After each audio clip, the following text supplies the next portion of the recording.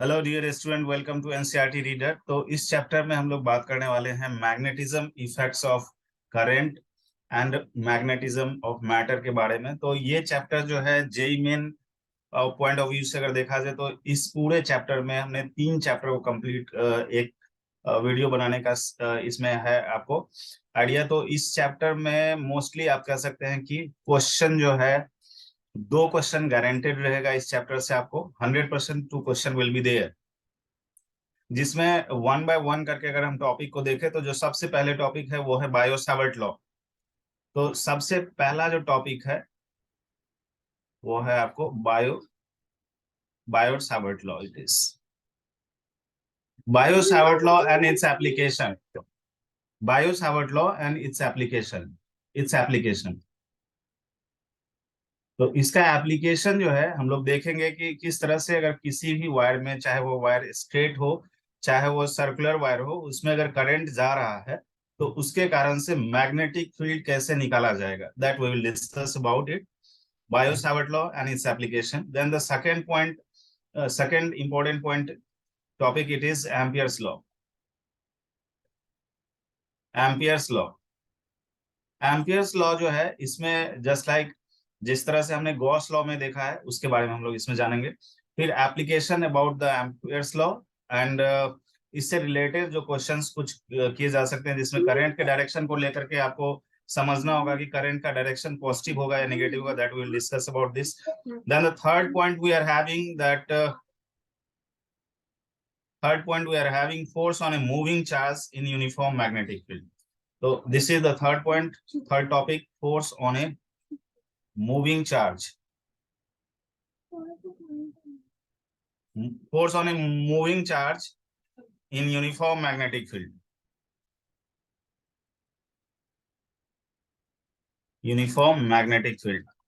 तो जिस समय यूनिफॉर्म मैग्नेटिक फील्ड दिया रहेगा और अगर उस यूनिफॉर्म मैग्नेटिक फील्ड में कोई भी चार्ज पार्टिकल इंटर करेगा तो उस पे फोर्स किस तरह से लगेगा और क्यों लगेगा, इसके पीछे का लॉजिक हम लोग इस टॉपिक में देखेंगे। ठीक है। Then we are having a uniform force on a moving charge in uniform magnetic field, and I am considering here electric field also because that is also there in the syllabus. तो electric field को भी देख लेंगे। ठीक है। और यहीं पे हम लोग बात कर लेंगे साइक्लोट्रॉन का। तो जो टॉपिक अभी तक हमने लिखा है आपको, बस इसी 3 टॉपिक से आपको कम से कम 2 क्वेश्चन होगा। इसी 3 टॉपिक से 2 क्वेश्चन, जो टॉपिक अभी हमने लिखा है। ठीक है। The next topic what we are having is force on a current carrying conductor. Force on a current carrying conductor। और इससे भी जो है आपको ये आप क्वेश्चन जो है किस तरह से कोई करंट कैरिंग वायर को अगर हम मैग्नेटिक फील्ड में रखेंगे तो उससे फोर्स का कैसे हम लोग निकालेंगे, that we will go for that also. Then torque, you have to find out the torque experienced by the current loop. So torque experienced by current loop। तो और भी बहुत सारे टॉपिक हैं जिसको इसमें शामिल किया जाएगा, but will start now because time इसमें जो है किल नहीं हो। क्या क्या टॉपिक है वो कवर होगा ही, आप देखोगे ही उसको। But these are the major topic which I have written this point of view, JEE main as well as JEE advance. Then will be having magnetic field, जैसे बार मैग्नेट के बारे में आपको पढ़ना है, पैरामैग्नेटिक, डायमैग्नेटिक, फेरोमैग्नेटिक के बारे में आपको पढ़ना है। फिर अर्थ मैग्नेटिक फील्ड के बारे में आपको पढ़ना है। कभी कभी उससे रिलेटेड भी क्वेश्चंस पूछे गए हैं जेई मेन में, तो that is also important. And the last part of this chapter is magnetic susceptibility, permeability, hysteresis and electromagnets and permanent magnets। तो ये कुछ मैग्नेटिज्म पार्ट का टॉपिक था जिसको हमने अभी डिस्कस किया। बट मेजर जो सेगमेंट बार बार क्वेश्चंस आ रहे हैं वो ये टॉपिक है आपको, bio Savart law, its application, Ampere's law, force on moving charge in uniform magnetic field in electric field, cyclotron. These are the 3 important chapter from where 2 questions must be there, or maybe you'll be getting first Biot Savart and its application and the third force on moving charge in uniform electric। 2 question chances है Ampere's law से भी पूछा जा सकता है। तो we'll go one by one that what exactly the bio Savart law detail में नहीं जाएंगे, बस शॉर्ट में हम लोग अभी रिवीजन कर रहे हैं, तो बस शॉर्ट में देखना है। This is Biot-Savart law, and talking about Biot-Savart law जो है, ये आपको बस ये चीज समझना है कि किसी वायर में अगर करंट जा रहा है, तो इस वायर में करंट के कारण से किसी particular, let's suppose I am considering this to be the wire, here it is, and this wire is having current I. तो किसी भी सेगमेंट की अगर हम बात करें, किसी डीएल एलिमेंट की अगर हम बात करें, डीएल, और ये डीएल से अगर कोई पॉइंट कंसीडर कर लिया जाए कि यहाँ पे कोई पॉइंट पी है जिसका की पोजीशन वेक्टर डीएल के रिस्पेक्ट में आर है, और ये एंगल को कंसीडर कर लेते हैं theta. Theta is the angle between dl dl is the elemental length which I considered on the wire, it is in which the current I is passing, through which the current I is passing, and r is the position vector of that point p that I am looking for, where I am looking for magnetic field due to this current I at the position of p. What will be the magnetic field? Let's suppose I am considering that dB will be dB it is। तो यहाँ पे dB जो अगर हम निकालना, dB elemental magnetic field हो रहा है किसके कारण से? इस करंट एलिमेंट डीएल के कारण से। तो मैग्नेटिक फील्ड क्या होगा? Magnetic field due to current carrying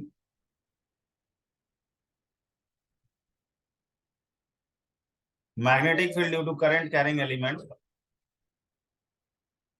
is given by, क्या होगा इसको हम लोग देखते हैं।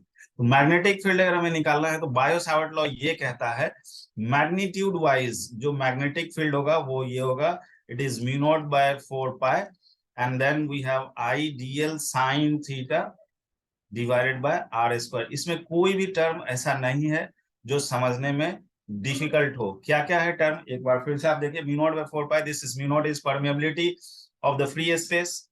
तो म्यू नॉट बाय 4 पाई का वैल्यू एसआई यूनिट में हम क्या रखेंगे न्यूमेरिकल के लिए? इसका वैल्यू रखेंगे 10⁻⁷ इन एसआई यूनिट, ठीक है। Then we have Idl, Idl को हम लोग बोलते हैं करंट एलिमेंट। डीएल जो है वो एक वेक्टर की तरह काम करेगा, तो डीएल तो लेंथ है, फिर वेक्टर की तरह कैसे काम करेगा? तो डीएल यहाँ पे जो ये आप मैग्नेटिक फील्ड देख रहे हैं, this is actually due to the cross product of dl cross r, उसके कारण से हमें ये मैग्नेटिक फील्ड मिल रहा है अकॉर्डिंग टू बायो-सावर्ट लॉ, ठीक है।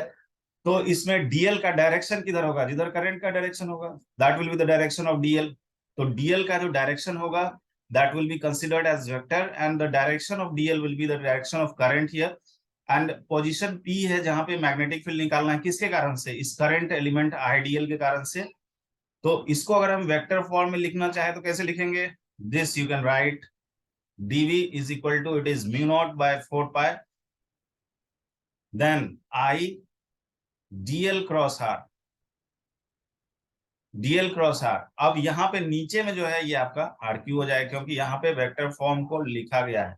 That means dv will be, dv जो मैग्नेटिक फील्ड जो यहाँ पे बिल्ड होगा आपको, that dv will be perpendicular, this dv direction, this is perpendicular to dl, and you can say here perpendicular to r position vector. तो dl और r दोनों पे dv जो है परपेंडिकुलर होगा, या क्रॉस प्रोडक्ट मेथड आप जानते हैं निकालने के लिए, you can apply that one and you can find the direction of the magnetic field where it will be। direction of magnetic field जैसा अभी सिनेरियो आपको दिख रहा है डायग्राम में, इसमें क्रॉस प्रोडक्ट हो जाएगा। क्यों क्रॉस प्रोडक्ट होगा?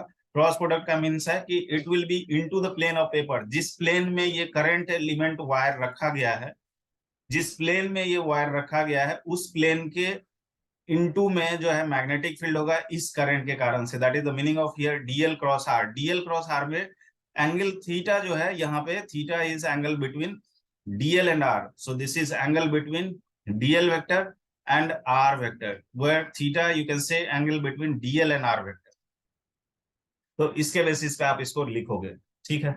सो this is all about the basic behind the Biot Savart law, और इसके बेसिस पे कुछ स्पेशल केसेस को हम लोग देख लेते हैं, that you can see here. तो magnetic field due to straight current carrying wire, if it is straight current carrying wire, उस केस में हमें मैग्नेटिक फील्ड निकालना हो तो this will be the one scenario which I am going to discuss here. इस तरह का आपको एक वायर मान लेते हैं जिसका जो कि स्ट्रेट वायर है, मान लेते हैं कि ये वायर एक स्ट्रेट वायर है और जिसमें करंट जो है हमें पता है कि यहाँ पे आ ही जा रहा है, ठीक है। Let's suppose here I am considering one point, this point I'm considering here, there that it is there is no any nexus, here it is, you have to consider that dotted line. So current आपको इस wire में, जो wire आपको दिख रहा है उसमें जा रहा है और वो वायर से कुछ डिस्टेंस पे यहाँ पे एक पी पॉइंट है, जिसका कि अगर उस पी पॉइंट से हम परपेंडिकुलर डिस्टेंस अगर ड्रॉ करते हैं वायर पे, तो this perpendicular distance, this angle is perpendicular here, so this distance I am considering r. अब इसमें दो एंगल आपको दिख रहा है, एक ऊपर एंगल है अल्फा मान लेते हैं इसको, और एक बीटा एंगल है ये नीचे है। ये एंगल जो है ऊपर में यहाँ पे इसको हम मान लेते हैं this is theta two and this angle I am looking this to be theta one, ठीक है। So these are the angle alpha, beta and theta 1, theta 2. You can see here I is the current passing through here, and our job is to find the magnetic field where it is at P. So we are looking to find the magnetic field at point P. How we can find out? On the basis of Biot-Savart law, you can write here it is. So magnetic field at P. So this relation you should use direct in case when you are writing the exam, no need for derivation things. So here you can write magnetic field at point P will be this, B will be, it is mu naught I divided by 4 pi r, and then we have sine of alpha plus sine of beta, this one. तो या तो आप इस format को लिख सकते हैं, या आप देखिए कि अल्फा जो है वो क्या है, यहाँ तो 90 है, ये एंगल जो होगा ये 90 माइनस अल्फा होगा। तो अगर हम यहाँ पे दिस अल्फा को लिखना चाहे तो यहाँ पे अगर अल्फा और थीटा टू का वैल्यू जो है वो क्या है, 90 है, alpha plus theta two is 90 है। तो we can write this angle in form of cosine format also. So you can write this be to be, it is mu naught I divided by 4 pi r, and then we are having here cos theta 1 and then cos theta 2, this one. So we are having one cos theta 1 and cos theta 2. Here I have taken this is what I have mentioned here. This is, let's suppose I am considering here it is theta 1, that is for alpha, and this is beta, here it is, that is for theta 2, this one.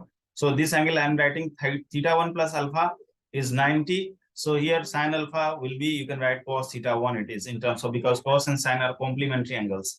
तो ये चीज आप लिख सकते हैं। Questions इस तरह के बहुत सारे कभी कभी पूछे गए जेईई मेन में, हो सकता है आपको इसका यूज हो जाए कहीं पे, क्योंकि कई बार होता है कि हेक्सागन दे दिया, पेंटागन दे दिया, तो उसमें क्या है कि ये साइड लेंथ आपको पता रहेगा और सेंटर पे कितना एंगल बना रहा है, उसके बेसिस पे आप मैग्नेटिक फील्ड स्ट्रेट वायर के कारण से निकाल सकते हो, ठीक है।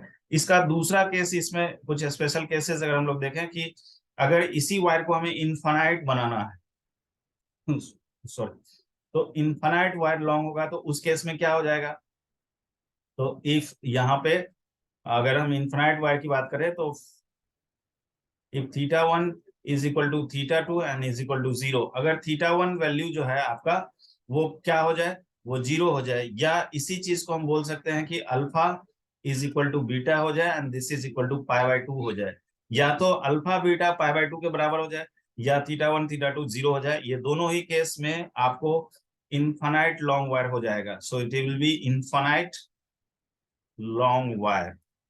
अगर ये इनफाइनाइट लॉन्ग वायर हो रहा है तो इस केस में हम मैग्नेटिक फील्ड जो लिखेंगे यहाँ पे, sin alpha sin beta, it is 1 plus 1 it is 2, so you can write for magnetic field it will be mu naught I by 2 pi r. This will be the magnetic field for infinite के लिए अगर हम use करेंगे तो magnetic field क्या होगा, mu naught I by 2 pi r, this will be। अगर इसमें हमें सेमी इनफाइनाइट के लिए लिखना हो तो for semi infinite what you can say here, it is for semi infinite long wire, for semi infinite long wire it will be theta 1 is equal to 0 degree, theta 2 is equal to 90 degree, and या तो theta 1 का value 0 हो जाए, theta 2 90 हो जाए, ये हो सकता है, या इसी में हम बोल सकते हैं कि अल्फा का वैल्यू जो है आपको, सॉरी, अल्फा का वैल्यू या तो ऐसा हो जाए, या नहीं तो हम बोल सकते हैं कि अल्फा का वैल्यू जो है पाई बाय 2 हो जाए और बीटा का वैल्यू 0 हो जाए। तो दोनों ही केस में आप देख सकते हैं कि ये दोनों केस में सेमी इनफिनाइट होगा, और इस केस में एक जो है आपका मतलब एंगल 90 हो रहा है, दूसरा 0 हो रहा है, तो इस केस में सेमी इनफिनाइट फॉर्मेट होगा।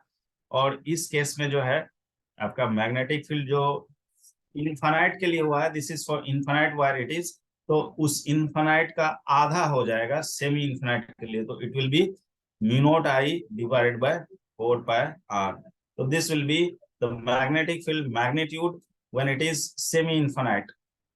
तो इस तरीके से अगर आपको सेमी इनफिनाइट का हो, इनफिनाइट का हो या फाइनाइट लेंथ का हो, अगर स्ट्रेट वायर है तो उस वायर का हम या तो बायो सावर्ट डायरेक्ट यूज करेंगे निकालने के लिए, यहाँ पे इस फॉर्मेट को यूज करेंगे, या नहीं तो हम लोग अगर एंगल्स पता रहेगा इस तरह से अल्फा बीटा या थीटा 1 थीटा 2, तो हम लोग इसको यूज करेंगे। और अगर इनफिनाइट है या सेमी इनफिनाइट है तो हम लोग इनफिनाइट के लिए mu naught I by 2 pi r use करेंगे, और फाइनाइट सेमी इनफिनाइट रहेगा तो mu naught I by 4 pi r use करेंगे। यहाँ तक तो जो भी मैग्नेटिक फील्ड हमने देखा है वो सारा का सारा क्या है, स्ट्रेट वायर के लिए है। ठीक है, अब बारी है सर्कुलर वायर की। तो सर्कुलर वायर के लिए क्या होगा, यानी circular loop, what is for circular loop you can go for. तो सर्कुलर लूप की अगर बात आती है तो सबसे पहले हम लोग देखते हैं first case we are having is at the centre, at the centre circle के सेंटर पे क्या होगा, magnetic field at the centre of loop.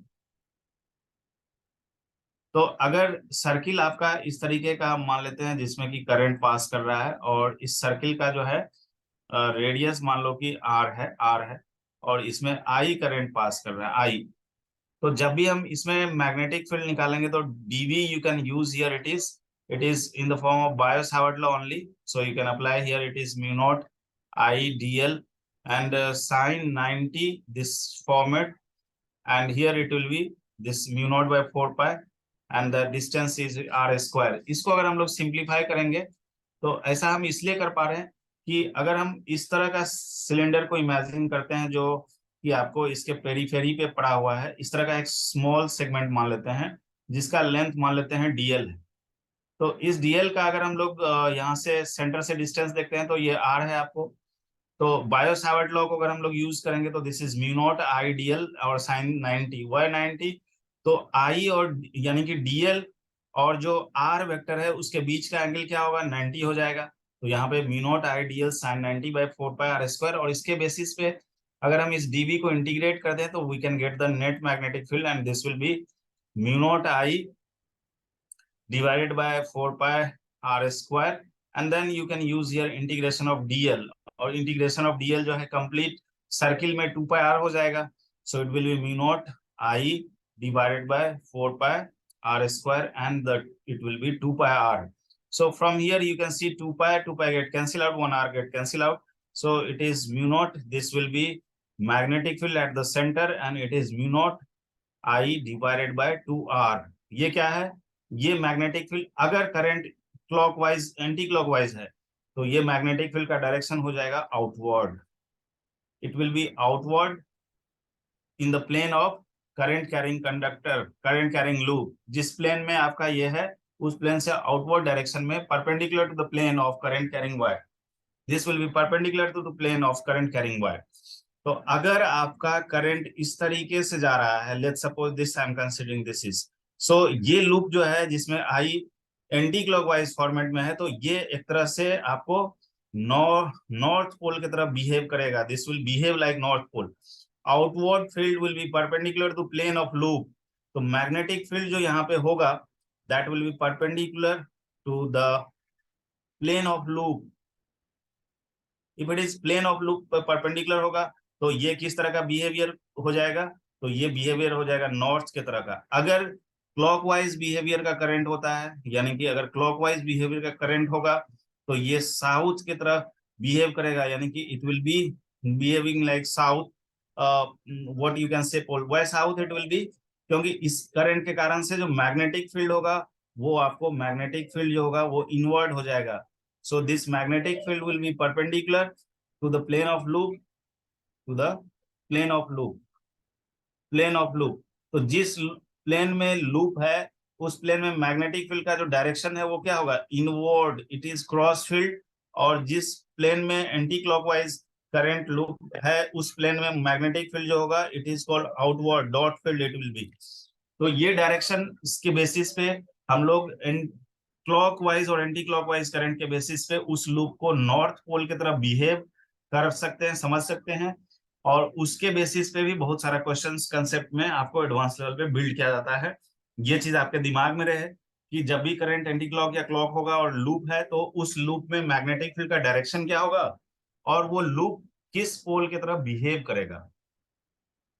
Okay, next we are having on the axis of loop. ये तो circular था, centre पे हमने देखा। सर्कुलर के केस में एक्सिस पे क्या होगा, this is the second case we are having.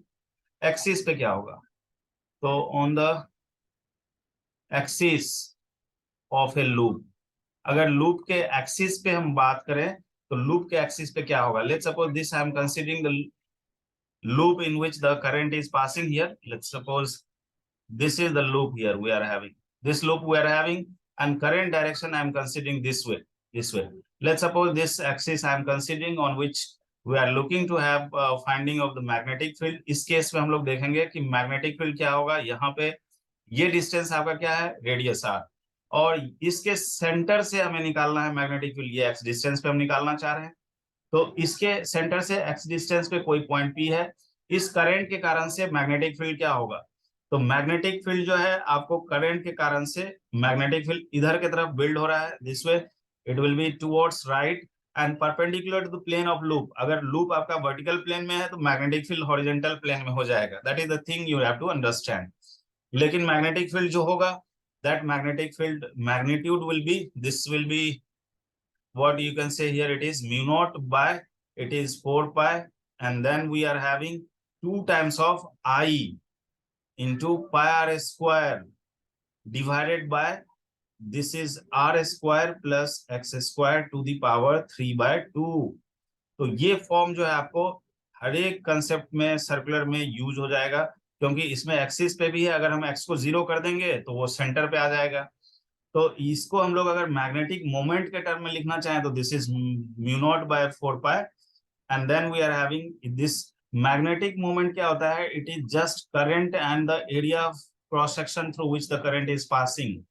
तो मैग्नेटिक मोमेंट होता है आई इंटू ए। यहाँ एरिया ऑफ क्रॉस सेक्शन क्या है, अगर इसका रेडियस आ रहा है तो एरिया ऑफ क्रॉस सेक्शन इस लूप का जो है पाई आर स्क्वायर है। यहाँ पे आई टाइम्स पाई आर स्क्वायर, तो इसको हम लोग लिख सकते हैं it is 2 into this magnetic moment here it is, and then divided by, here we are having this r square plus x square to the power 3 by 2। This direction of the magnetic moment will be the direction of area. What will be the direction of area, the direction of area will be normal to the surface। जो surface आप consider करेंगे area of cross section के लिए, उस surface पे normal direction जो होगा that will be the direction of area. Positive direction is considered to be that one. ठीक है, अब अगर हम बात करते हैं इसमें कुछ स्पेशल केसेस का, जो एक्सिस के केस में स्पेशल केसेस हो, तो अगर हमारा कोई पॉइंट एक्स है जो कि आर से काफी ज्यादा है दूर, आर से काफी ज्यादा दूर होने के पीछे का रीजन क्या है कि अगर हम R square plus X square इसके पावर 3 by 2 को ले रहे हैं, तो क्योंकि आर एक्स जो है काफी ज्यादा है आर से, तो यहाँ आर को इग्नोर किया जा सकता है और ये हो जाएगा एक्स क्यूब, इसके टर्म में ये आ जाएगा। तो for that what you can write magnetic field, उस केस में क्या हो जाएगा, it is mu naught by, it will be 4 pi and it will be 2m divided by X cube. और ये चीज आप आगे देखोगे कि ये मैग्नेटिक फील्ड जो है डायपोल के केस में ऐसा होता है करंट कैरिंग लूप में। जब डायपोल जो है मैग्नेटिक डायपोल कंसेप्ट हम लोग पढ़ेंगे, उस केस में ये मैग्नेटिक फील्ड होता है। तो ये चीज आपका जो सर्कुलर करंट है, वो करंट कैरिंग लूप जो है वो बिहेव कर रहा है किस तरह से, मैग्नेटिक डायपोल की तरह से। कब, जब आप निकाल रहे हैं कि एक्सिस पे निकाल रहे हैं मैग्नेटिक फील्ड, जिस समय वो पॉइंट जो है radius of cross section of that loop से काफी ज्यादा बड़ा है जहां पे हम निकालना चाह रहे हैं। तो करंट कैरिंग लूप क्या बन जाएगा, तो this current carrying loop acts as an magnetic dipole it is, it acts as a magnetic dipole। ये किस तरह बिहेव कर रहा है, मैग्नेटिक डायपोल की तरह बिहेव कर रहा है। तो जो करंट कैरिंग लूप है, आप देखोगे मैग्नेटिक डायपोल में यही मैग्नेटिक फील्ड होता है। जब हमारे पास मैग्नेटिक मोमेंट पता होता है किसी बार मैग्नेट का, तो उस केस में हम लोग ऐसे ही निकालते हैं, एक्सिस पे जब मैग्नेटिक फील्ड होता है। This is only okay for the second case here you can write the magnetic moment which will be I times of pi r square, जो कि यहाँ पे अभी हमने यूज किया है। इसको हम लोग बोलेंगे magnetic dipole moment. This we'll discuss this about later also, so this is called magnetic dipole moment।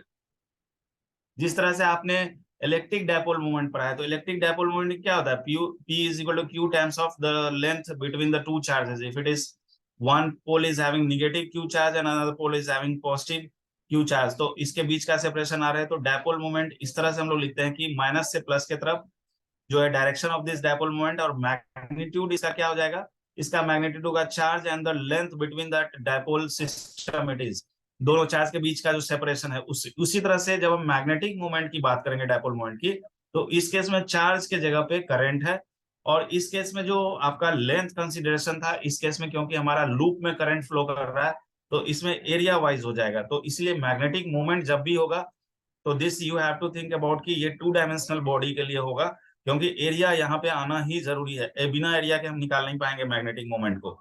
लेकिन जब डायपोल मोमेंट इलेक्ट्रिक की बात आएगी, तो वहां पे 1 डायमेंशनल है बॉडी, वहां पे लेंथ चाहिए उसको, डायपोल सिस्टम के दो चार्ज के बीच का लेंथ चाहिए। लेकिन मैग्नेटिक मोमेंट के लिए क्या चाहिए, एरिया चाहिए। तो इससे आप डिस्टिंग्विश कर सकते हैं, मैग्नेटिक मोमेंट में क्या होगा, आई इंटू ए होगा। अब अगर इसका एसआई यूनिट आपसे पूछा जाए मैग्नेटिक मोमेंट का, बताओ एसआई यूनिट क्या होगा, तो this is ampere and this is metre square, so you can write it to be ampere metre square. तो इस यूनिट से आपको समझना होगा कि this is magnetic dipole moment. So this is all about what we have discuss here due to the Biot Savart law. जो भी Biot Savart law का एप्लीकेशन क्वेश्चंस का आएगा, वो इसी कंसेप्ट के बेस पे आएगा जो हम लोगों ने अभी डिस्कस किया है। और स्ट्रेट लाइन या सर्कुलर या आपको इस तरह का एक्सिस पॉइंट पे ही मैग्नेटिक पूछा जाएगा। तो यही 3 फॉर्मेट है जिसको आप अच्छे से याद कर लोगे। इससे एडवांस लेवल पे भी क्वेश्चन बिल्ड होता है, इसी से एडवांस लेवल पे क्वेश्चन बिल्ड होगा। This only. So this is kind of crash it is you. So I'm not going to more detail. I'm going for now Ampere's circuital law. So what is Ampere's circuital law? That we'll see now. Ampere's circuital law.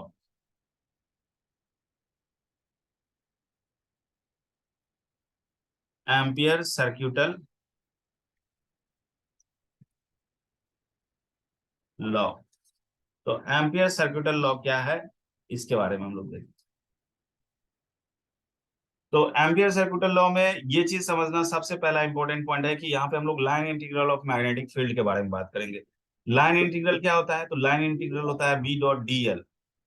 तो line integral अगर हम बात करेंगे B dot D L का किसी भी close sir path के लिए, तो इस केस में बी डॉट डी एल जो होगा, तो सबसे पहले तो ये जानना जरूरी है कि line integral of resultant magnetic field over A close path होना जरूरी है। और वो किसके बराबर होगा, तो वो बराबर होगा म्यू नॉट टाइम्स। अब जो उसमें करंट फ्लो कर रहा है, किसमें, जिस लूप को आपने कंसिडर किया है, उस लूप में जो भी करंट जा रहा है, वो सारा का सारा करंट हमें चाहिए, तो उसको यूज करेंगे आई इनक्लोज्ड। आई इनक्लोज्ड, तो ये आपका जो है मैथमेटिकल मॉडल है किसका, एम्पियर्स लॉ का। अगर हम इसको डायग्राम में समझना चाहे तो डायग्राम कैसा होगा, लेट्स सी इट इज, ये एक लूप है जो कि क्लोज लूप हमने कंसीडर किया है, ठीक है।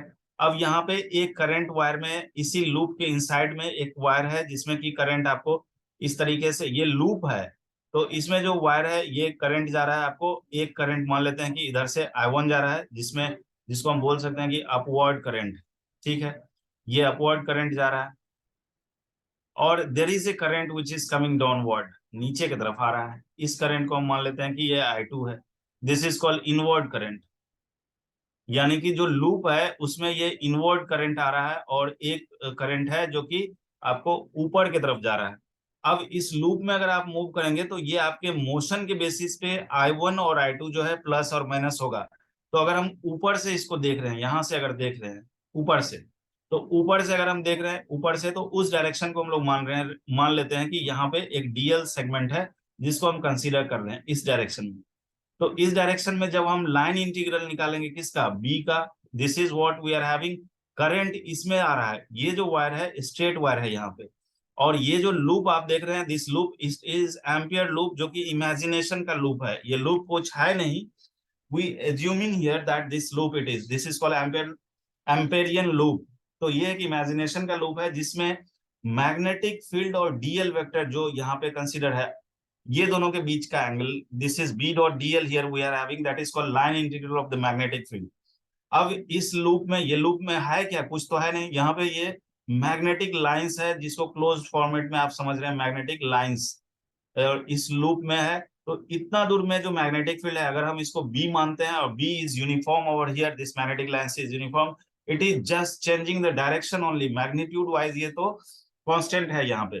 तो अगर मैग्नेटिक फील्ड का मैग्नीट्यूड बी है और डीएल कोई एलिमेंट है, तो लाइन इंटीग्रल जो बी डॉट डीएल रखेंगे, ये हो जाएगा mu naught times I enclose. तो आई इनक्लोज में यहाँ तो दो करंट है, एक ऊपर जा रहा है एक नीचे आ रहा है, फिर डायरेक्शन कैसे हमने निकालना है।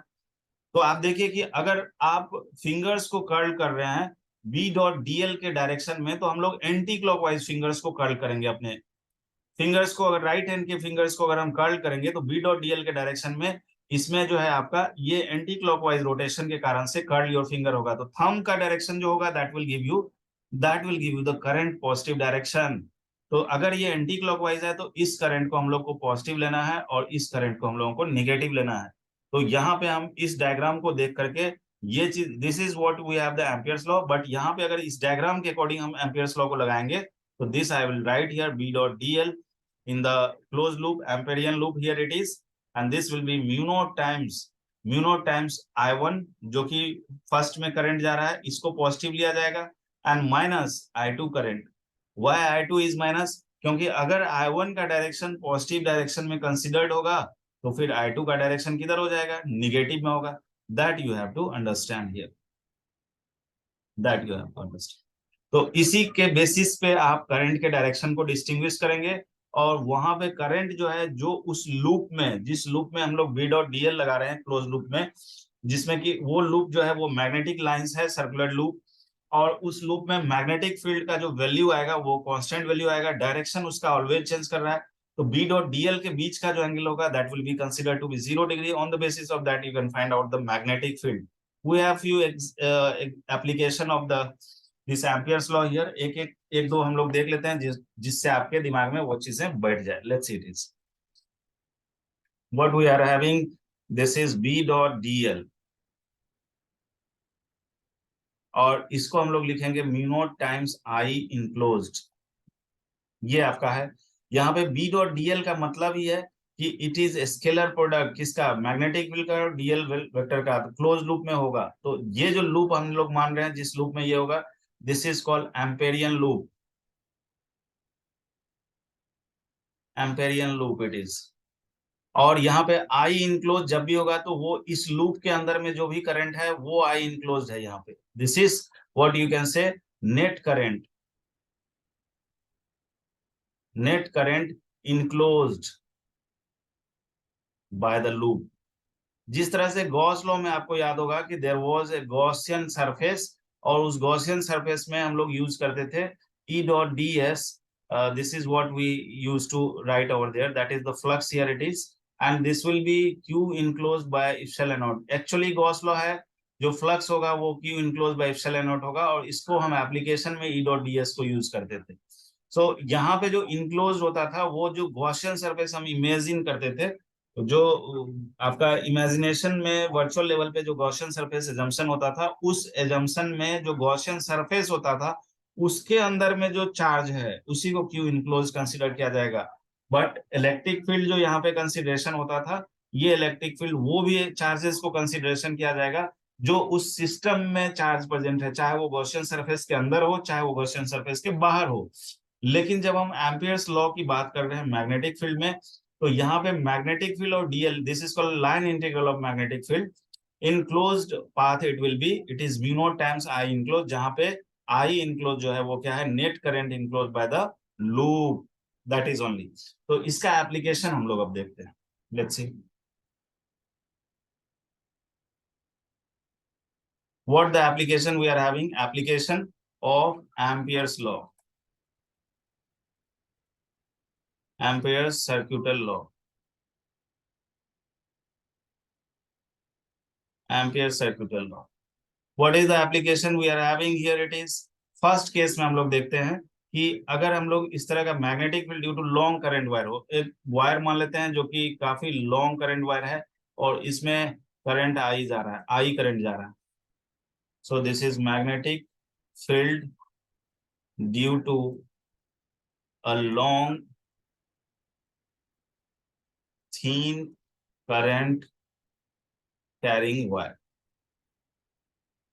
तो अगर हम इस तरह का वायर मान लेते हैं और इससे मान लेते हैं कि एक एम्पेरियन लूप मान लेते हैं, तो मान लो कि ये आपका ये जो है एक लूप है, this is what I am considering here, it is one loop which loop is having one radius. And यहाँ पे अगर हम इसके डायरेक्शन को इस डायरेक्शन में, जो मैग्नेटिक फील्ड का डायरेक्शन है वो टेंजेंशियल डायरेक्शन है, that is the direction of magnetic field over here.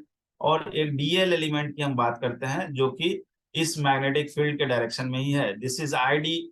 आई किस में जा रहा है? तो ये वाला स्ट्रेट वायर है जिसमें आपको करंट जा रहा है। इस करंट वायर के कारण से मैग्नेटिक फील्ड जो होगा वो सर्कुलर इन नेचर होगा, आसपास के जोन में सर्कुलर इन नेचर होने के कारण से उस मैग्नेटिक फील्ड का डायरेक्शन तो ऑलवेज बदलेगा, बट मैग्नीट्यूड किसी पर्टिकुलर डिस्टेंस पे it will be mu naught I by 2 pi R only. You know that this is infinite wire, और इनफिनाइट वायर से आर डिस्टेंस पे चाहे आप किसी भी डायरेक्शन में निकालते हैं मैग्नेटिक फील्ड, अगर करंट आपका जिस डायरेक्शन में जा रहा है उससे परपेंडिकुलर डिस्टेंस आर पे अगर हम मैग्नेटिक फील्ड निकालेंगे तो for infinite wire it is mu naught I by 2 pi R only. तो हमने क्या माना कि ये एक लॉन्ग वायर है, थीन वायर है जिसमें करंट जा रहा है, और इसको इस तरह से आप इमेजिन कीजिए कि ये वायर जो है इस सर्किल के सेंटर से गुजर रहा है, सेंटर से।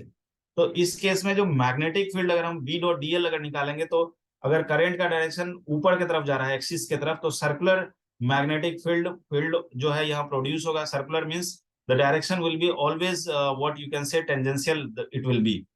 तो मैग्नेटिक फील्ड अगर हम इसके एम्पियर्स लॉ को यूज करेंगे यहाँ पे निकालने के लिए, तो this is what B dot DL line integral of magnetic field, and this will be mu naught. और इस एम्पेरियन लूप में करंट जो है वो क्या है? आई है, इस वायर में आई करंट जा रहा है, तो I only here.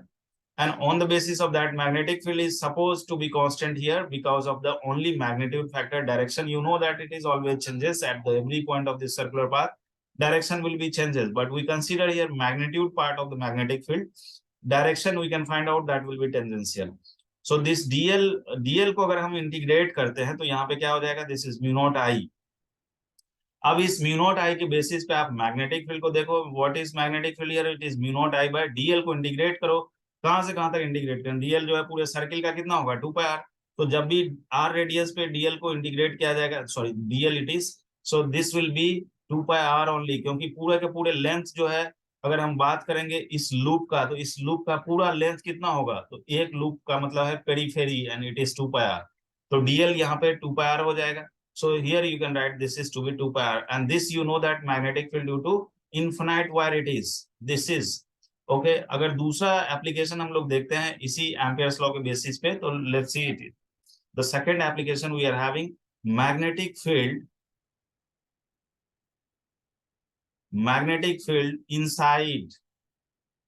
inside a long straight current carrying conductor.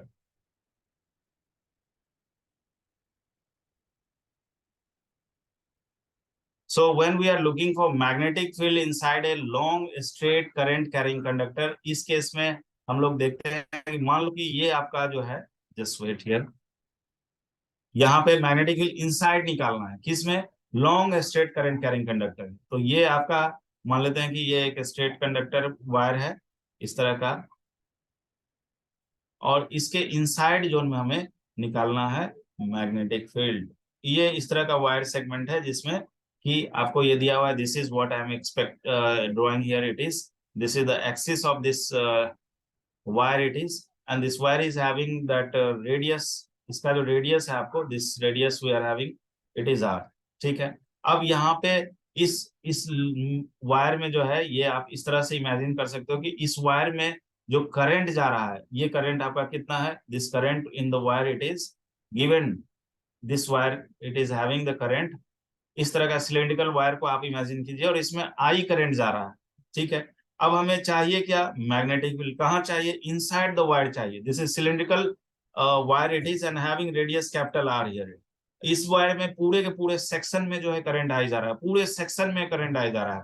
और हमें कहाँ पे चाहिए, हमें तो चाहिए इसके सेंटर से कुछ एक डिस्टेंस पे जो इनसाइड हो। Let's suppose I am considering here R, और इस आर के बेसिस पे आप यहाँ पे एक एम्पेरियन लूप को इमेजिन कर लीजिए। Amperian loop here it is, this loop we are having, this kind of loop it will be, so it is amperian loop। अगर ये amperian loop हुआ तो इस लूप में जो है करंट का अगर डायरेक्शन हम निकालेंगे तो इस डायरेक्शन में करंट इस पे जा रहा है, इस इतने पार्ट में, जिस आर रेडियस के पार्ट में हमने माना है।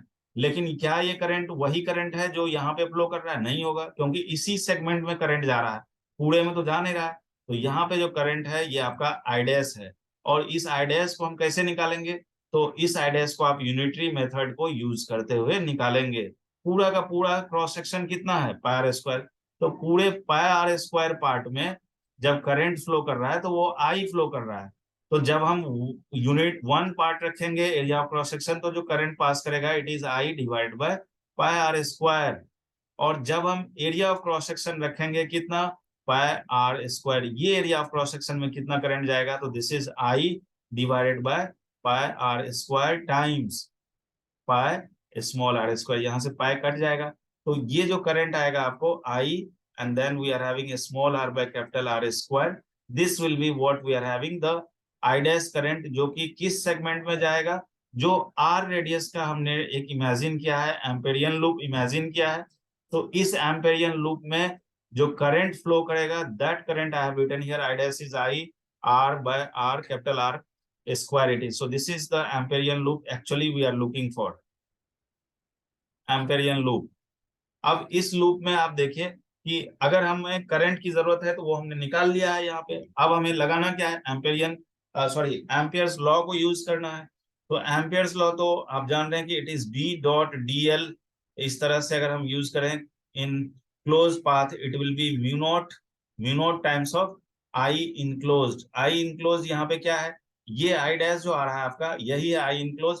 और इसमें अगर हम बी डॉट डीएल की बात करें तो वो क्या होगा, तो इस तरह से आप कोई एक इस पार्ट में अगर करंट जा रहा है तो इसके कारण से यहाँ सर्कुलर मैग्नेटिक फील्ड बिल्ड हो रहा है। सर्कुलर मैग्नेटिक फील्ड जो बिल्ड हो रहा है, इसमें इधर के तरफ अगर मैग्नेटिक फील्ड है और यहाँ एक डीएल एलिमेंट को अगर हम कंसीडर कर ले, तो दिस मैग्नेटिक फील्ड एंड इसको अगर हमें इस पार्ट में इंटीग्रेट करना है, तो बी तो यहाँ पे मैग्नीट्यूड वाइज कांस्टेंट होगा, तो बस डीएल को इंटीग्रेट करना है, that you have to integrate here. So this is what you can write, B times of integration of dl, it will be 2 pi r, and then we are having this mu naught, और यहां से ये i dash का value को हम use करेंगे, तो this is i times of r square divided by capital R square. This will be the i enclose here. So इसके बेसिस पे अगर आप सिंप्लीफाई करते हैं तो this r and this r get cancel out. So what the magnetic field we are having here, it is this magnetic field is mu naught i divided by 2 pi, and here we are having R square into R. और इसमें ये सारा part आई और are जो है constant है, that means what we can say here is B is directly proportional to R. तो यानी कि जैसे जैसे आप इस सिलिंड्रिकल वायर से दूर जाते जाएंगे, वो डायरेक्टली प्रोपोर्शनल टू आर होते जाएगा, और जिस समय R is equal to capital R हो जाएगा, उस समय वो आर जो है उसी तरह से होगा जैसे mu naught I by 2 pi R infinite wire के लिए होगा, उसी तरीके का हो जाएगा। तो उस केस में वो कट जाएगा। अब इसके अगर आप ग्राफिक्स को अगर जो है मतलब देखना चाहें एम्पेरियन लूप को, तो आप इस तरह का इमेजिन कर सकते हैं। ये क्रॉस सेक्शन हम टॉप व्यू आपको दिखा रहे हैं। Let's suppose I am considering this top view. So this is the what we are having the cross section of the cylindrical wire, जिसका रेडियस क्या है, जिसका रेडियस हमें पता है कि कैपिटल आर है। ठीक है। अब इसमें एक गॉसियन सरफेस जो हमने इमेजिन किया है उसको आप इमेजिन करिए कि ये क्रॉस सेक्शन हम देख रहे हैं कहां से, टॉप व्यू से। टॉप व्यू से, तो this is what we are having this circular Gaussian surface, जिसमें एक डीएल पार्ट हम इमेजिन कर रहे हैं यहाँ पे। और इस डीएल पार्ट में जो है आपका जो लाइन ये मैग्नेटिक फील्ड हो रहा है, this will B tangential direction, यहाँ पे मैग्नेटिक फील्ड जो होगा। और बी डॉट डीएल को अगर हम इंटीग्रेट करेंगे तो इस पूरे एम्पेरियन लूप में बी इंटू 2 पाई आर होगा, क्योंकि बी जो है वो मैग्नेटिक फील्ड है, उसका डायरेक्शन बदल रहा है बट मैग्नीट्यूड कांस्टेंट रहेगा। और ये आपका एम्पेरियन लूप। Amperian rule. तो क्या हम इसके बेसिस पे, ये चीज मेन डायग्राम जो आपको टॉप व्यू से समझना था, but here I have drawn the cross sectional view, you can see here that thing. Top view से ये चीज आपको दिख रहा है। अब इसके बेसिस पे हमने यहाँ पे मैग्नेटिक फील्ड निकाला है। This magnetic field is for cylinder, जो स्ट्रेट कंडक्टर वायर है जिसमें कि इनसाइड में मैग्नेटिक फील्ड क्या होगा, तो this form you can use direct we can use this one. अब एग्जाम हॉल में इस चीज को अगर हम डिराइव करने लगेंगे तो obviously it takes minimum 1 minute और 2 minute to derive our everything. So once you are going to write the JMN, you should remember this kind of form so that you can save your time in solving the question, because their 1 minute, 2 minute or 3 minute matter a lot. If you are having tendency to derive in the examination, it kills your at least 30 minutes, or it will save your 30 minutes over there once you think about these things.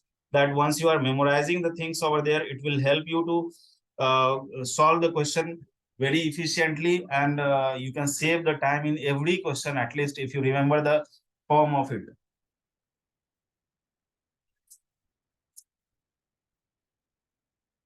Now we are having that this graph of this one, graphical variation of this magnetic field. How you can draw the graph also here, you can see this is graphical representation, graphical variation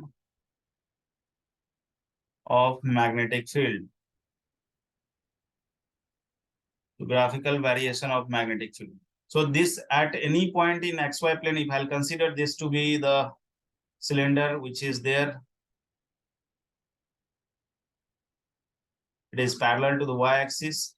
Current is passing like this in y-axis. It is this axis I'm considering here, the y-axis, and this I'm considering here x-axis. So this is x-axis, here we are having y-axis, and the current is going in this direction. This direction we are having current this way. So this is the direction of current. So at a point in the xy plane,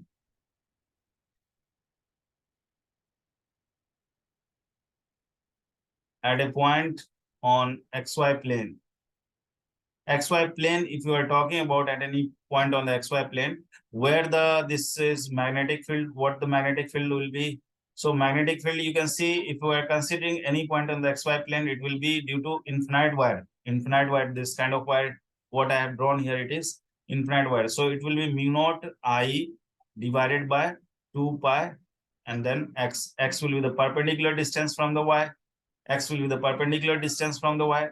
But the what will be the direction of magnetic field here, it is, so यहाँ पे you can see here what this magnetic field we are getting here, it will be in the direction of minus k. Why minus k?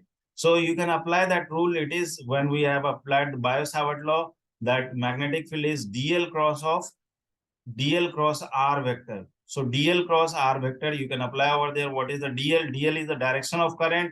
So current we are having in the y direction. So dl will be in the y direction. So j, and what is the that position vector here? It will be j cross j and j cross of I. So j cross I, because j cross j will be 0 only. So this dl, if it is in xy plane, we are having that point. So यहाँ पे xy plane में जो point होगा उसका coordinate j और I में होगा, तो j क्रॉस j तो 0 ही होगा, तो j क्रॉस I क्या हो जाएगा? It will be minus k. So magnetic field will be in the direction of minus k. And यहाँ पे एक चीज और रिमार्क करना है आपको कि जो x का वैल्यू है, this mode I am considering here, this is greater than the r value. What is r here? So r is the radius of this cylinder, it is. So that is, we are looking for this magnetic field outside this cylindrical wire. It is any point you can consider, but that point not on the that cylindrical wire it is, or not inside it is, it will be outside. Now the second point what we are having, this magnetic field will be, it is mu naught I divided by, this is 2 pi r square, and then we are having here x coordinate over there, and this magnetic field is also in the same direction, minus of k it will be, and the mod x here, it is what we are having is less than the r value. तो जिस समय r आपका ये x value जहां पे हम निकालना चाह रहे हैं वो आपको इस सरफेस के अंदर हो, यानी कि ये सिलिंड्रिकल वायर के अंदर हो, तो मैग्नेटिक फील्ड का जो हम रिप्रेजेंटेशन करेंगे ये वेक्टरिकली रिप्रेजेंटेशन है। So this you can understand on the basis of what we have discussed just now in variation, this Ampere's law application here it is. And इसके लिए अगर हम ग्राफ को ड्रॉ करना चाहें तो you can draw the graph also. Let's suppose on x-axis we are having this x and on y-axis we are having magnetic field. So इस case में जो inside वाला केस था वो क्या था, यानी कि एक पोजीशन है जो कि आपका r है यहाँ पे, और यहाँ एक पोजीशन है जो कि -r है। तो जहां तक बात है कि r वाले पोजीशन में जो है, जहां तक आर आ रहा है वहां तक आपका जो है वो इनसाइड वाले पार्ट में, इनसाइड में डायरेक्टली प्रोपोर्शनल है, likewise it will B but outside वाले पॉइंट में क्या होगा, तो आउटसाइड वाले पॉइंट में हमने देखा कि वो इनवर्स प्रोपोर्शनल टू आर आ रहा है। तो इस तरह से ग्राफ होगा आपका। और इस वाले पार्ट में जब हम यहाँ पे आ जाएंगे इस कोऑर्डिनेट में, तो इस वाले पार्ट में भी उसी तरह का डिक्रीमेंट वाला ग्राफ होगा। So this graph you can draw like this graph, it will be, the graph will be like this. It is, sorry, this graph is like rectangular kind of graph you have to make over here. It is, I'm not able to make this graph. Then let's suppose the same graph what I have drawn here, you need to understand that kind of graph it will be. It is like that. So like this graph it will be, and it will be infinity. At infinity, when x tends to infinity, this magnetic field will tends to zero. It is zero. So that is the thing. This we are having x greater than r value. Here we are having x greater than, this side we are having minus r, this side we are having plus r. So that is what it is. So in this case we are having x less than, this is x less than, you can say here it is minus of r. Here this side we will be moving this side.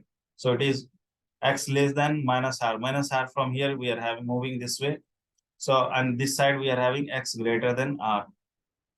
Likewise the graph it will be. So inside if it is the graph, it is directly proportional only. So you have this kind of relation to remember for the application of Ampere's law. I hope it is clear. Next point we are having the third point. Inside a hollow tube. So when it is hollow tube of current, inside a hollow tube of current, in that magnetic field is zero. So this is the thing why I have written this to be zero here. It is because if it is inside, then in that case we don't, inside a hollow tube of current, if you are considering here, in that case we don't have magnetic field will be zero due to that no what you can say here, current is there inside it is, so no current is there. So that is what we have, the magnetic field zero. Whenever you apply the that what you can say B dot dl over there in that case, and in case of cyclic it is and mu naught and I enclosed. If it is hollow, in that case no current enclosed over here. So when current enclosed will be zero, this magnetic field will be zero. That is why I said here it will be zero. So I hope Ampere's law application, it is okay for you to understand. Now we are having the next topic, which is called solenoid. So this solenoid topic you must have read. It is solenoid. So this is long kind of solenoid I am considering here, where n is considered to be, this is turns per unit length. Turns per unit length it is. So a small n is turns per unit length, and if I'll consider that solenoid to be like this kind of solenoid we are having. In this way, in this solenoid, there is current passing through the this kind of solenoid. It is given to you, and the current is I is current which is passing here. So I is the current which is passing here. Likewise, solenoid we are having. So if I consider a point in this solenoid, I is the current passing through. If I'm looking a point here, which is P point, so what will be the magnetic field? The magnetic field B, where it is, if I'm looking for magnetic field B at point P, so it will be mu naught times N times I, and it will be, that point will be between anywhere inside that solenoid it is. So you can say between anywhere it is. So in between you can say it will be that P point inside the solenoid. This is the first thing you need to remember. And the second thing you need to remember that what will be the magnetic field at the end point. So what the magnetic field at the inside, it is half of that one, it will be near the one end, what you can say. So it will be near one end. These are the two forms for the calculation of magnetic field. It will be used in case of solenoid. Then we have next topic, that force on a moving charge. So force on moving charge. When we are talking about force on a moving charge, in this case, you imagine that this will be the force. This is F is equal to Q, V cross of V. So this will be the force if a charge is there plus Q charge and it is moving with some velocity V and it is getting entered in a zone of magnetic field. If it is entered in zone of magnetic field, what happens that the charge will experience a magnetic force. What kind of magnetic force it will be? This force will be perpendicular to the velocity vector as well as the magnetic field vector, because this is cross product of the velocity and the magnetic field. So this force will be perpendicular to velocity and magnetic field.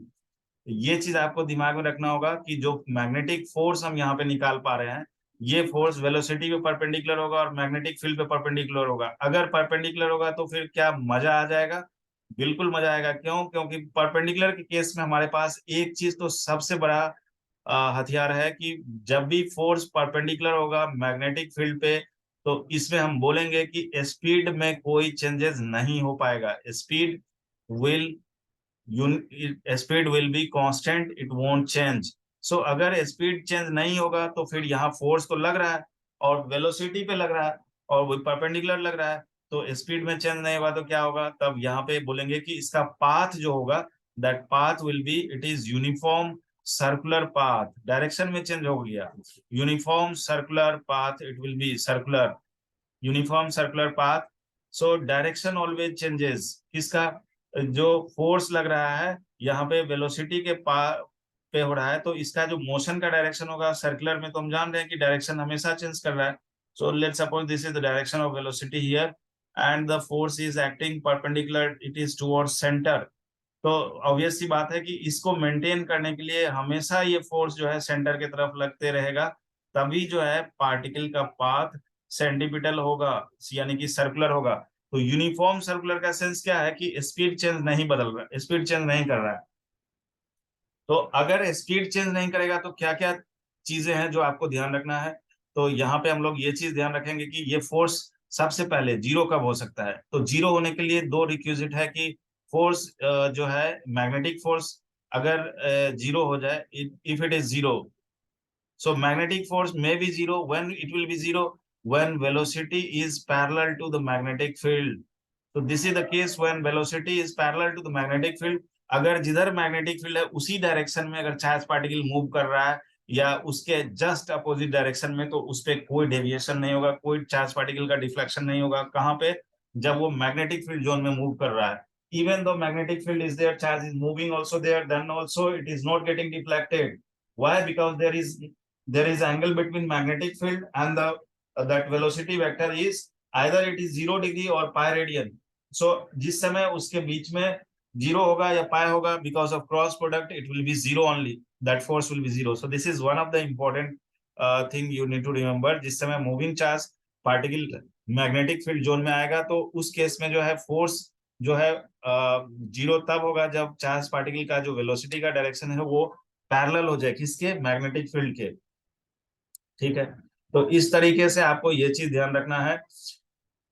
Force perpendicular है किसके यहाँ पे? Force perpendicular magnetic field और velocity दोनों पे है, तो फिर इसका डायरेक्शन हम क्रॉस प्रोडक्ट से भी निकाल सकते हैं। और अगर आपका चार्ज पॉजिटिव हो गया, अगर चार्ज पॉजिटिव हो गया तो फोर्स के डायरेक्शन में कोई चेंजेस नहीं होगा, इट विल बी सेम।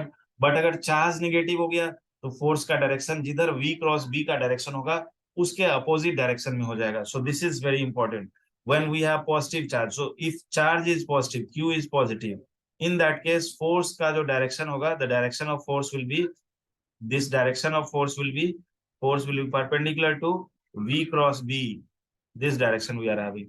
लेकिन अगर फोर्स q का जो है साइन अगर निगेटिव हो गया तो उस केस में फोर्स जो है, ये फोर्स का जो डायरेक्शन होगा it will be perpendicular to V cross B only. What does it mean that V cross B का जो डायरेक्शन होगा, this what I have written perpendicular to V cross B. No, this is perpendicular to V and B.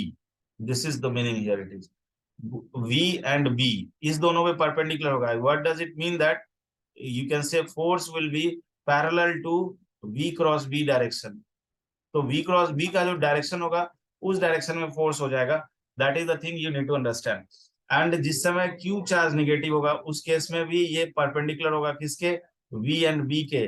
लेकिन इस case में क्या होगा कि force जो होगा this will be anti parallel to V cross B, यानी कि V क्रॉस B का जो डायरेक्शन होगा उसके अपोजिट डायरेक्शन में इसमें चला जाएगा फोर्स. ये चीज ध्यान रखेंगे. मान लो कि अगर हम प्लस चार्ज लेते हैं Q और यहाँ पे V वेलोसिटी से ये मूव कर रहा है और यहाँ पे इनवर्ड मैग्नेटिक फील्ड है, इनवर्ड, जिसमें ये इंटर कर रहा है. तो जैसे ये इंटर करेगा पॉजिटिव चार्ज होने के कारण से राइट हैंड थंब रूल को अगर हम लगाएंगे V क्रॉस B करेंगे तो इस पे जो फोर्स लगेगा ये इस पे ऊपर की तरफ लग जाएगा force.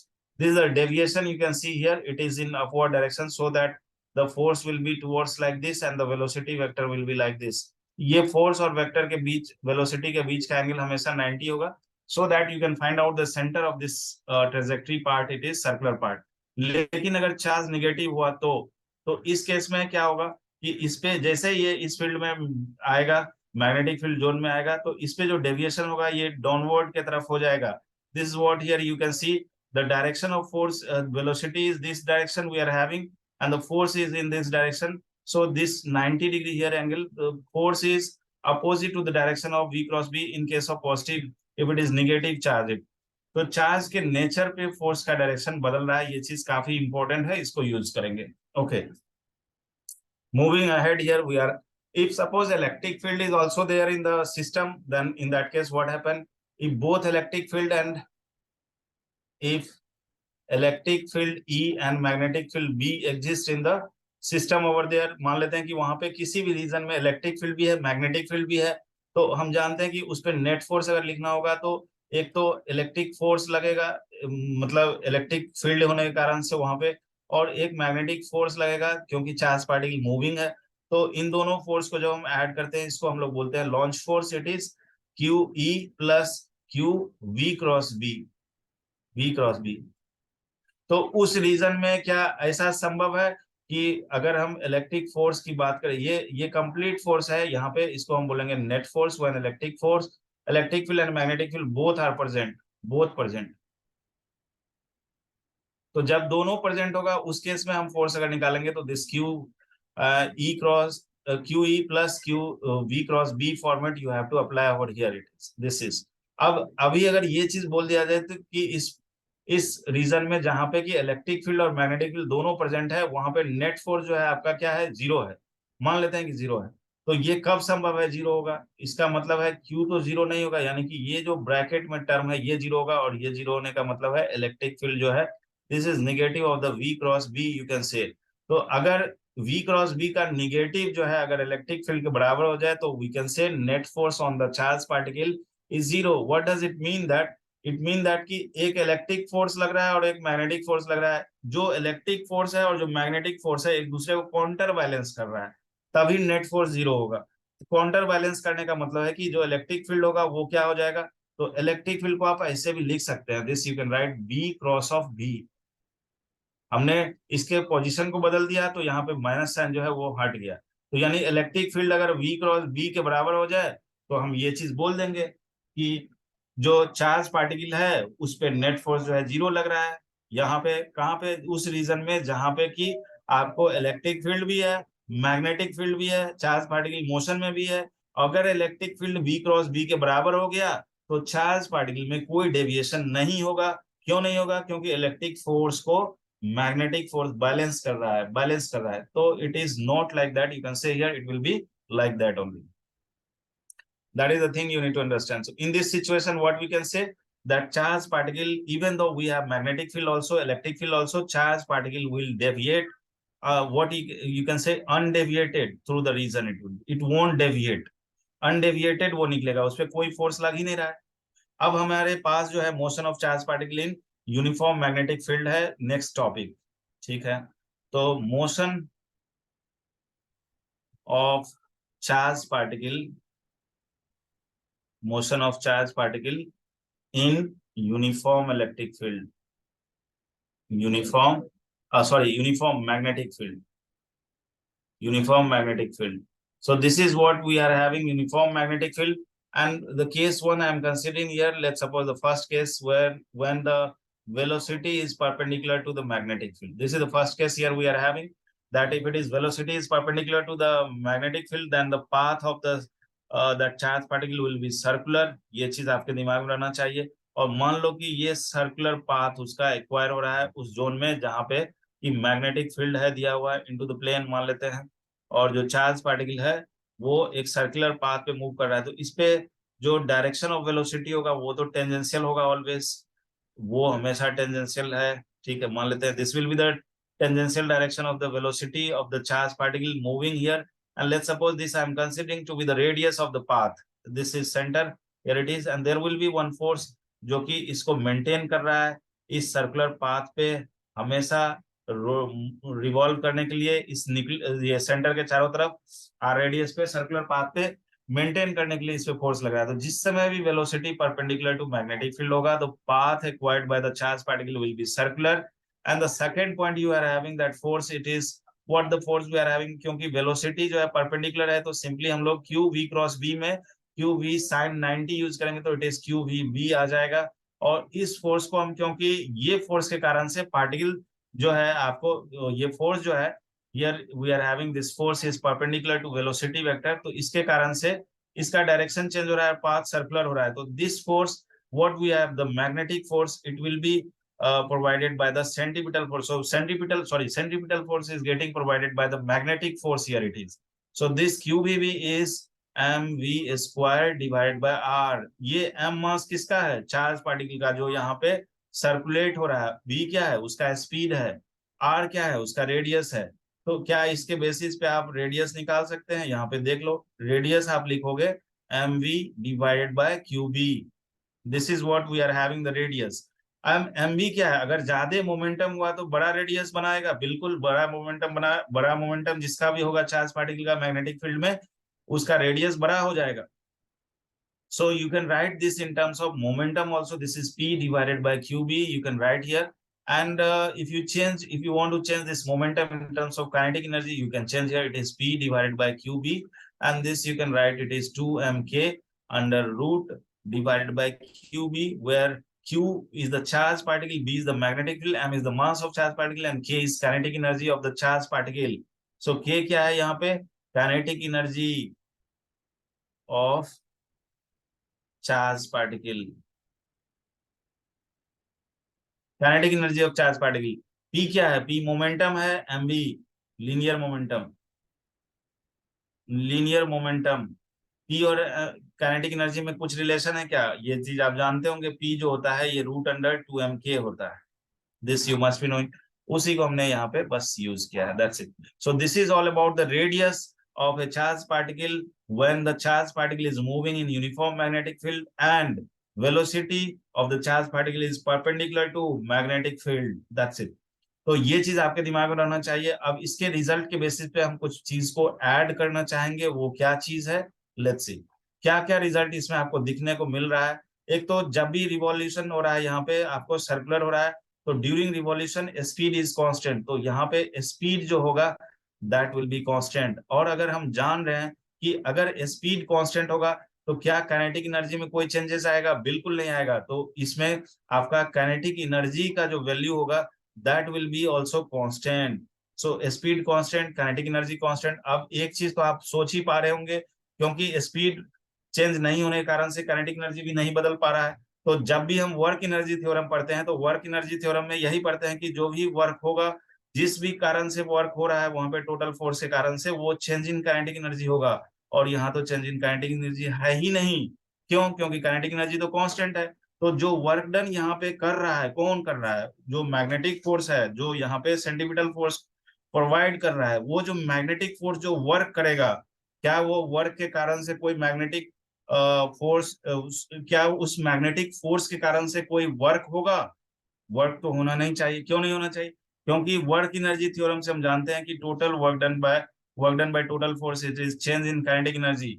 So this is what you need to consider here, कि work done by magnetic force जो होगा, this work done by magnetic force, this will be zero. No magnetic force, या मैग्नेटिक फोर्स कोई वर्क ही नहीं कर रहा है, इसके पीछे का एकमात्र लॉजिक है काइनेटिक एनर्जी में कोई चेंजेस नहीं हो रहा है, दैट्स इट, और कोई लॉजिक नहीं हम देंगे। नेक्स्ट पॉइंट यहाँ पे है आपको कि वेलोसिटी और मोमेंटम में अगर हम बात करते हैं तो velocity and momentum changes continuously. क्यों? क्योंकि वेलोसिटी तो ऑलवेज चेंज कर रहा है। क्या चेंज कर रहा है वेलोसिटी का?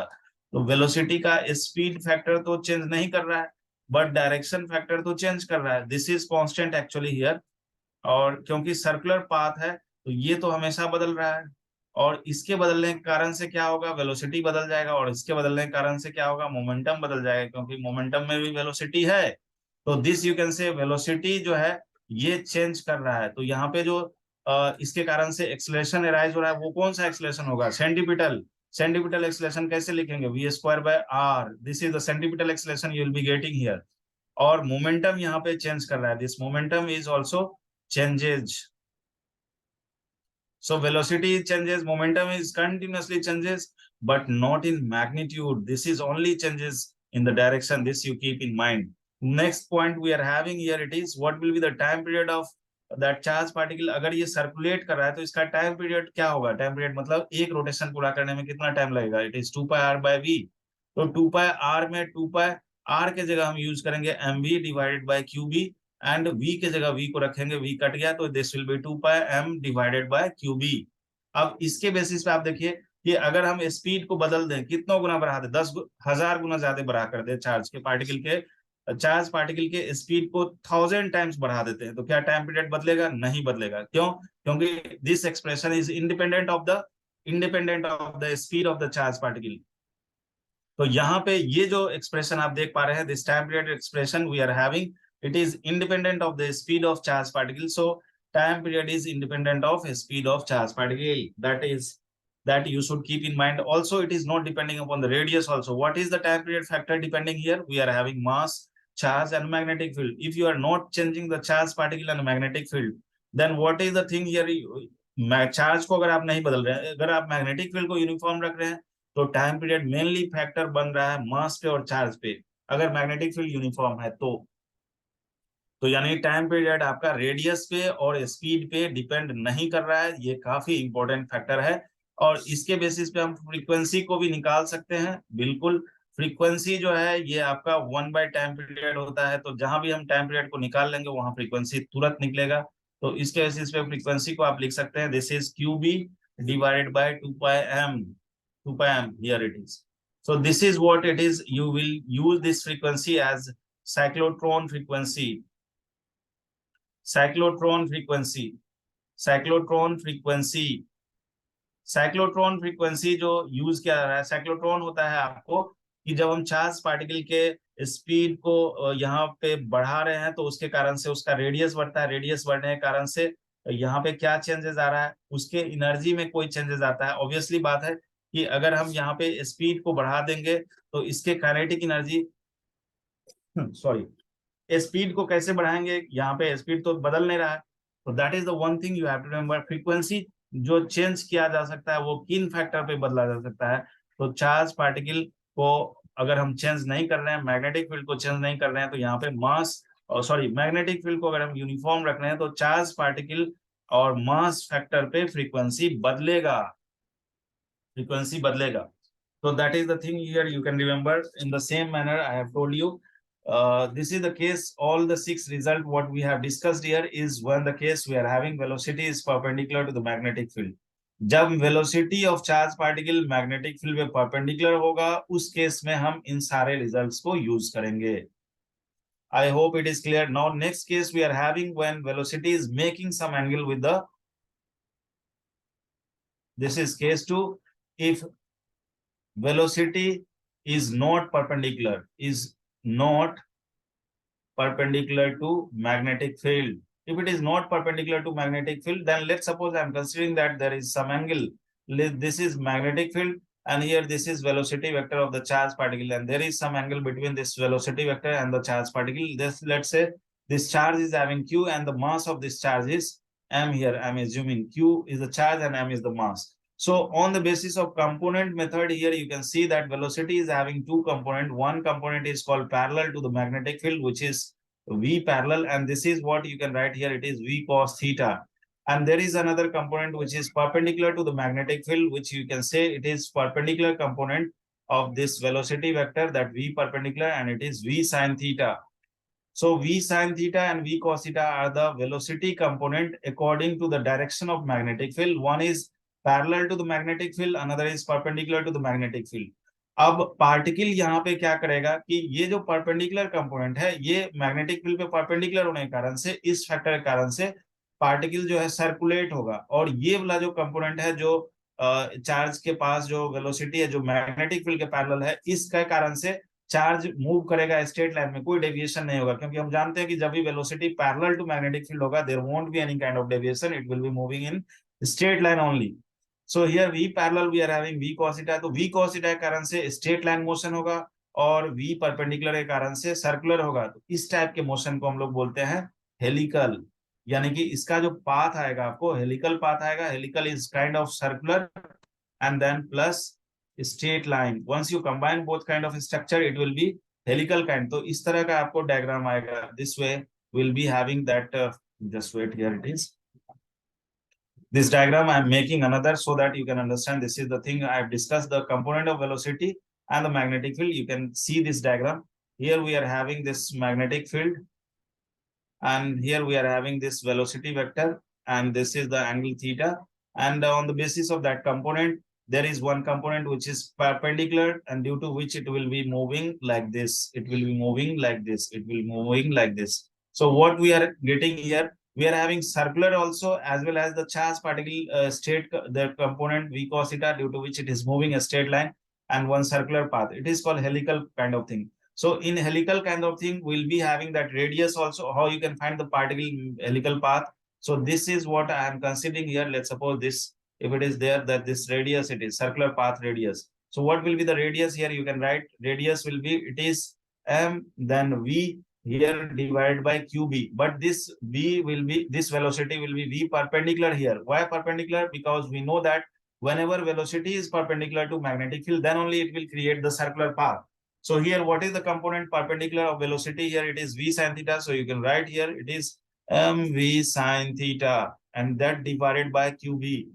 So this is what we are having, the radius of the charge particle.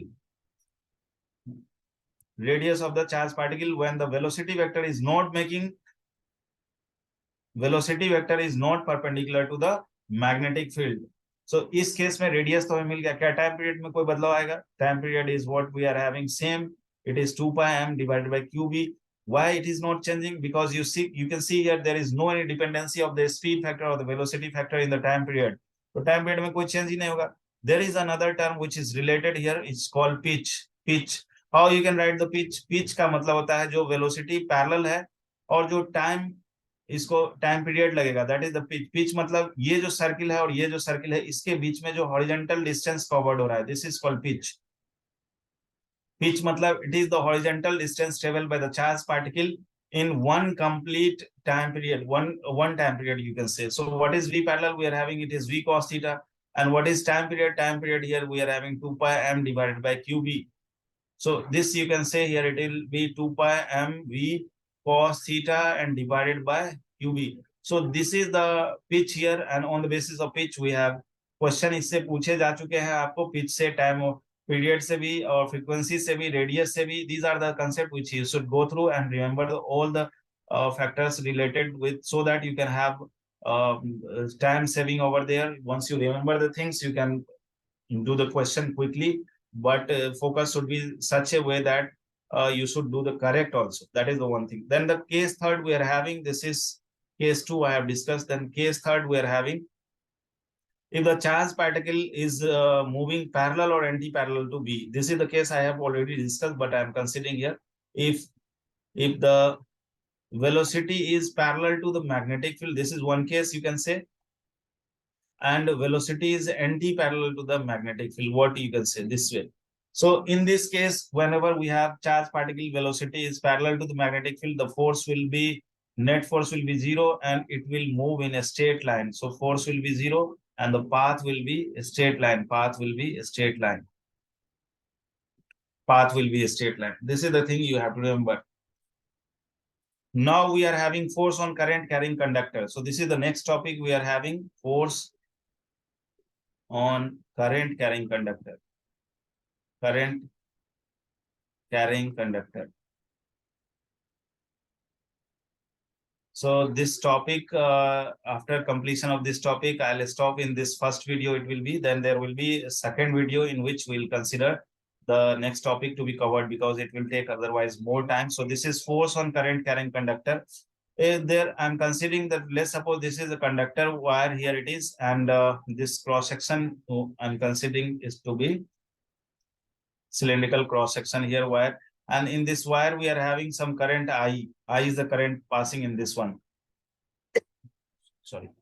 So in this one, and there is some magnetic field which is given to you here. It is kept in the magnetic field zone where this angle is theta here. We are having, and I is the current passing through, and L is the length of the conductor. So let's suppose I'm considering that L is the length of conductor. Length of conductor. So it is length of conductor. Then we are having I is the current here, current through the conductor. So this current, it is going current through the conductor. It is current through the conductor. So what is happening here now? Now it is, you can find out the force acting on this conductor if it will be, it is kept inside the magnetic field zone, and if this rod is carrying some current over here. So what is the force? It will be I L B sine of angle theta. So this you can write, this is the force we are having here, magnitude of the force, and you can write in vector form, this force is I and then L cross of B. So this is L cross of B. Why you have considered this L to be vector, and what will be the direction of L vector? So in the direction of current, that L direction you can consider to be the direction of current, that is the direction of length, and then we have the cross product of magnetic field. So this force will be perpendicular to length as well as for magnetic field also. So this force will be perpendicular to length, and you can say perpendicular to the magnetic field. That is the thing you should keep in mind here. And the direction of L always, you can say this is always in the direction of current. So what is the direction of L here? So the direction you can write here, it is direction of L. Direction of L is always in the direction of, always in the direction of, in the direction of current. So this is moving, the length direction will be in the direction of current here. Some important point regarding this force on the current carrying conductor I am discussing here, it is, let's see, let's suppose I am having that this kind of wire, it is, this is in L shape we are having. And if I am considering this point to be the nexus over there, this is L shape I have considered here. So what you can say, if this is to be the length L here, it is, this is also length L, and in this case we are having this direction of current I, and in this case we are having this direction of current I. So this is the direction of current I here. You can see what is the force acting on this one. So this is the first example I am considering here. What you can say here, this is the first point here. This is, so this L tab here, it is 90 degree. So force on this wire, it will be in this direction, the force will be, and that force will be, it is ILB. This is the force here we are getting. And what is the force on this wire? It will be in this direction. That force will be ILB. ILB. So you can see here from this point to this point, actually the current is going in this way. So what is the net force? It will be in this direction, perpendicular direction. That net force, you can write this force is in this direction we are having, and this force we are having, this kind of things you will be getting. This is one force, it is ILB, and this is one force, it is ILB. So what is the resultant force you will be getting here? It is the resultant, we are having the same force here also, same force. So what the force we are having, that √2 and then ILB you will be getting here. So this is the thing you can say here. इस case में आप यहाँ पे जो effective length हो रहा है, this is L length, here also L length. So what is the this length? This is √2 L length. So you can apply the force on this √2 L length only, you'll be getting the same thing. Here it is, it will be √2, and then what is the length here? L, and then ILB. So it is √2 times of ILB. This will be the effective force on this current carrying loop it is. So whenever it is required, तो इस case में आपको ये चीज देखना है कि इसका इफेक्टिव लेंथ जो है उसको अगर हम कंसीडर कर लेते हैं और उसी पे नेट फोर्स लिख देते हैं, तो वही चीज आएगा आपको जो यहाँ पे इंडिविजुअल वायर को निकालने के बाद उसका वेक्टर सम को हम लोग निकाल रहे हैं। ठीक है, दूसरा एग्जांपल हम लोग देख लेते हैं। इस तरह का वायर है आपको कि ये वायर है, मान लेते हैं इधर वायर वायर का लेंथ जो है यहाँ पे आपको L दिया हुआ है। This is the length here, it is given to you, and in this wire we are having I current. So and the magnetic field here given to you into the plane of paper. Magnetic field is into the plane of paper. तो इस case में अगर हम इस wire segment जिसका length L है और I current flow कर रहा है, इसके केस में अगर हम देखें तो इस डायरेक्शन में इस पे फोर्स लगेगा, and that force will be it will be simply we can say ILB, this one only, क्योंकि यहाँ पे मैग्नेटिक फील्ड और जो लेंथ वेक्टर है वो एक दूसरे से परपेंडिकुलर है, तो simply we can write here it is ILB. Next case you are having the third case, it is let's suppose we are having a semiconductor kind of wire it is, and this is kept here inside the magnetic field zone. This magnetic field we are having, this magnetic field is B we are having. So if you, and this semicircular part we are having the radius R. Let's suppose this is radius R of this semicircular part, और इसमें current I flow कर रहा है। ठीक है, तो इस पूरे लूप पे अगर हम निकालते हैं इस लूप पे कितना लगेगा, तो what you can do is you can see here this direction will be having the force, and that force you can write what is the effective length from here to here. We are having 2R only, so you can write here what is 2R, that is the length. So it is BI and then length it is 2R only. So this you can apply over here, that will be the force acting on this semicircular part. So जब भी आपको इस तरह का कोई भी part दिया हुआ है, कोई भी तरह का शेप एंड साइज दिया हुआ है, तो व्हाट यू कैन कंसीडर, यहाँ पे 2R लेंथ का अगर हम कंसीडर इफेक्टिव लेंथ कर लेते हैं 2R लेंथ का, तो इसको अगर हम सेम मैग्नेटिक फील्ड जोन में रख दें तो इस पे फोर्स वही लगेगा जो आपको इस सेमी सर्कुलर आर्क वाले करंट कैरिंग लूप पे लग रहा है। तो यहाँ पे जो फोर्स लगेगा it is same like what I have calculated there VI into 2R. On the basis of that you can find out. अगर हम सर्कुलर पार्ट की बात करते हैं तो उस केस में क्या होगा, let's see this is the fourth case here I am discussing. Let's suppose I am considering one circular segment. इस पार्ट में जो है आपको इसका रेडियस हम मान लेते हैं कि ये रेडियस है R। ठीक है, और इसको दो पार्ट में आप इमेजिन कर लो यहाँ से कि हाफ पार्ट हम बांट रहे हैं। तो जो ऊपर का हाफ पार्ट होगा उस पे फोर्स किधर लगेगा, जो ऊपर का हाफ पार्ट है इस पे इधर की तरफ फोर्स लगेगा, ऊपर की तरफ। तो ये फोर्स कितना हो जाएगा, this is VI times of 2R। ठीक है, और जो नीचे की तरफ वायर है इस पे भी आउटवर्ड की तरफ ही फोर्स लगेगा, this will B BI and 2R only. तो अगर हम पूरे लूप में अगर हम देखें कि करंट कैरिंग लूप में अगर आपने किसी सर्कुलर लूप को रख दिया है, क्लोज लूप को रख दिया है, तो what does you can think here it is, जो इस पे नेट फोर्स जो लग जाएगा, that net force it will B net force here on this loop it will B 0। So net force, इसमें कोई बच्चा ये भी सोच सकता है कि सर अगर इसमें इस तरह का लूप है तो इसका डिस्प्लेसमेंट अगर हम किसी एक पॉइंट से स्टार्ट करते हैं, displacement means effective length I am talking about, तो किसी एक पॉइंट से अगर हम स्टार्ट करते हैं तो जो डायरेक्शन ऑफ यहाँ पे इफेक्टिव लेंथ जो आ जाएगा वो तो 0 हो जाएगा, क्योंकि यहाँ से स्टार्ट किए फिर यहीं कंप्लीट कर लिए। तो 0 इफेक्टिव लेंथ होने के कारण से यहाँ पे आपको जो मैग्नेटिक फोर्स है वो होगा ही नहीं, क्योंकि इफेक्टिव लेंथ 0 हो गया। तो that is what you can से, if it is close loop kind of things, if it is kept inside, whether it is circle or whether it is triangle or whatever shape and size you are putting over there, no matter. If it is circular, if it is closed loop and you are putting inside the magnetic field, it will experience 0 magnetic force over there.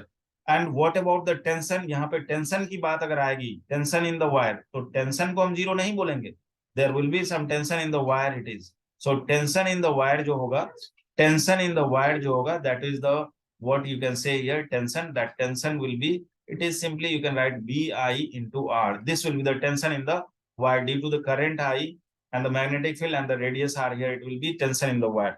So this is what about the some important application of this magnetic this current carrying element when put inside the magnetic field zone. So how you can find out that force, on the basis of this one you can apply and you can find out the force. I hope it is clear for you and you can apply now easily whatever the basic concept I have discussed here.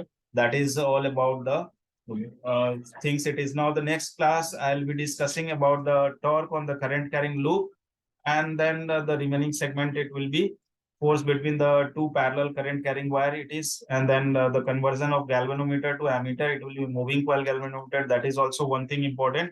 And then magnetism part, it will be torque on the bar magnet, how to find the magnetic field over there due to the magnetic dipole, and then paramagnetic dimagnetism. So that will be the next video. It will be finished. I hope it is clear. Thank you.